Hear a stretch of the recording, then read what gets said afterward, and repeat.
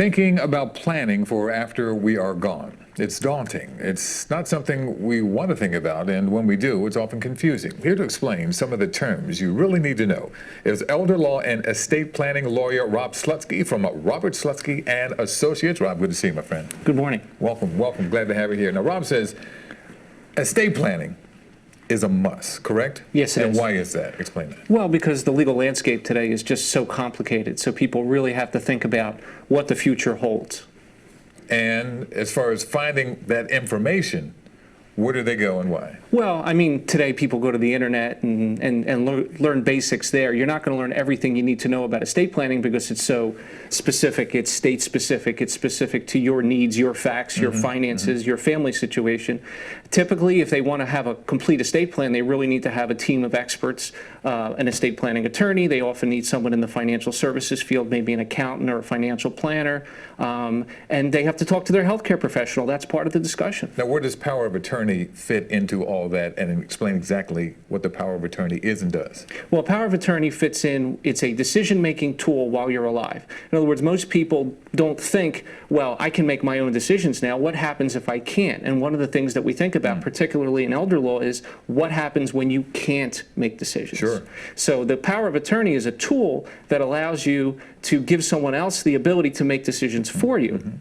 And there's basically three types of powers of attorney you want to think about. The first one is the financial power of attorney, and this is where you give someone else the authority, if you can't, to make decisions regarding your finances, your assets, your retirement plans, your tax returns, all kinds of things that you would otherwise do for yourself if you could. And that someone else should be?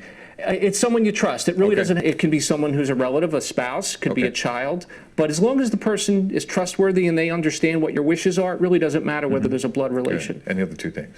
The other ones are, you've got your healthcare power of attorney, which describes general healthcare decision making, not end of life, which we'll discuss in a second, but you want to have someone there. Let's say that you're 85 years old and you have dementia and really are not good at making decisions anymore. You forget things.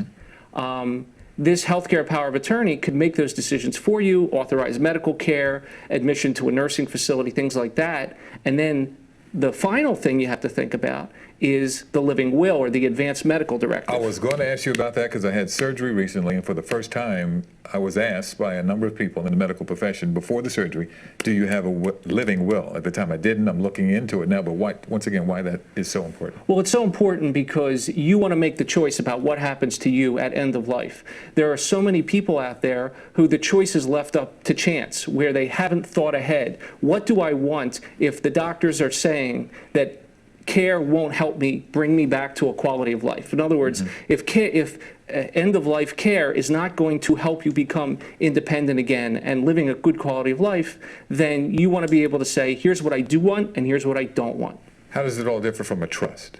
Well, a trust is first of all, it's a financial document. A trust is something that you establish that holds property, and then it can determine where your property goes, either while you're alive or after you pass away, as opposed to a will, which is what most people get.